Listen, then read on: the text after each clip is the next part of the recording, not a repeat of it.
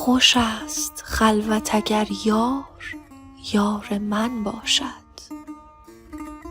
نه من بسوزم و او شمع انجمن باشد.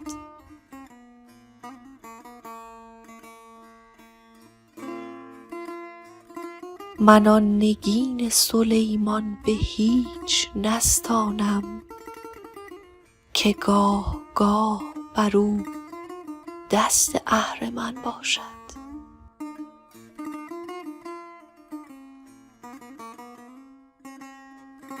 روا مدار خدایا که در حریم وصال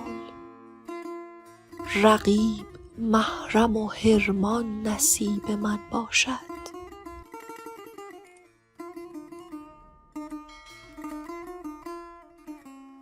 همای گو مفکن سایه شرف هرگز در آن دیار که طوطی کم از زغن باشد.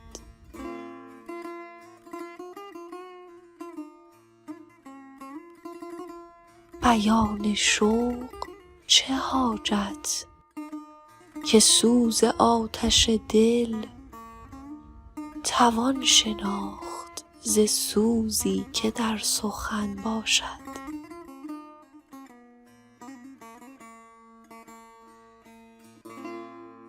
هوای کوی تو از سر نمی رود آری، غریب را دل سرگشته با وطن باشد.